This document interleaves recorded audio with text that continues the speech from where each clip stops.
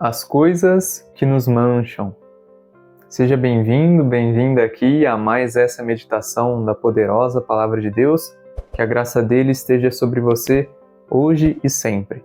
Nós estamos aqui para ler e meditar o Evangelho de Jesus Cristo, que foi escrito por Marcos, capítulo 7, versículos do 1 ao 8, depois versículo 14 ao 15 e depois versículo 21 ao 23. E hoje, Jesus quer falar conosco o seguinte: Naquele tempo, os fariseus e alguns mestres da lei vieram de Jerusalém e se reuniram em torno de Jesus. Eles viam que alguns dos seus discípulos comiam o pão com as mãos impuras, isto é, sem as terem lavado. Com efeito, os fariseus e todos os judeus só comem depois de lavar bem as mãos, seguindo a tradição recebida dos antigos. Ao voltar da praça, eles não comem sem tomar banho e seguem muitos outros costumes que receberam por tradição. A maneira certa de lavar copos, jarras e vasilhas de cobre. Os fariseus e os mestres da lei perguntaram então a Jesus: por que os teus discípulos não seguem a tradição dos antigos, mas comem o pão sem lavar as mãos? Jesus respondeu: Bem profetizou Isaías a vosso respeito, hipócritas, como está escrito: Este povo me honra com os lábios, mas seu coração está longe de mim. De nada adianta o culto que me prestam, pois as doutrinas que ensinam são preceitos humanos. Vós abandonais o mandamento de Deus para seguir a tradição dos homens. Em seguida, Jesus chamou a multidão para perto de si e disse: Escutai todos e compreendei. O que torna impuro o homem não é o que entra nele vindo de fora, mas o que sai do seu interior. Pois é de dentro do coração humano que saem as más intenções, imoralidades, roubos, assassínios, adultérios, ambições desmedidas, maldades, fraudes, devassidão, inveja, calúnia, orgulho, falta de juízo. Todas estas coisas más saem de dentro, e são elas que tornam impuro o homem.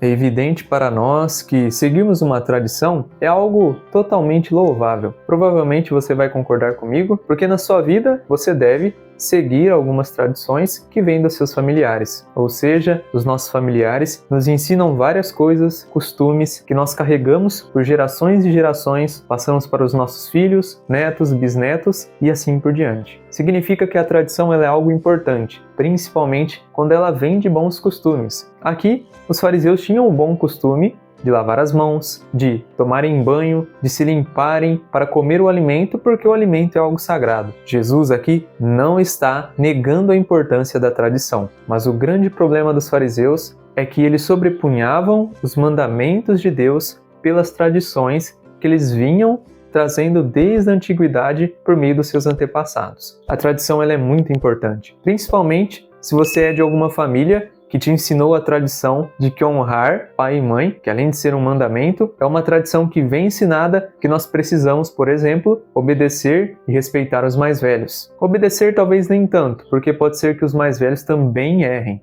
Sim, principalmente quando o que os mais velhos nos ordenam contraria o que a palavra de Deus nos pede, então nós não o devemos obedecê-los. Mas respeitar os mais velhos é algo fundamental. Essa é uma tradição que nós devemos trazer dos nossos antepassados, pais e avós, para passarmos adiante, porque o respeito nós sabemos que ele é muito importante. Por isso, você provavelmente, se for um pouco mais antigo, já passou por um momento que você pedia bênção para os seus avós, para os seus pais. Essa é uma tradição muito importante que veio se perdendo com o passar do tempo. Jesus nos convida a levarmos sempre, em primeiro lugar, os mandamentos e a palavra de Deus como superior, a fim de que ela transborde e passe por cima das tradições, porque a palavra de Deus são princípios de vida que nós precisamos ter bem arraigados no nosso cerne e no nosso interior.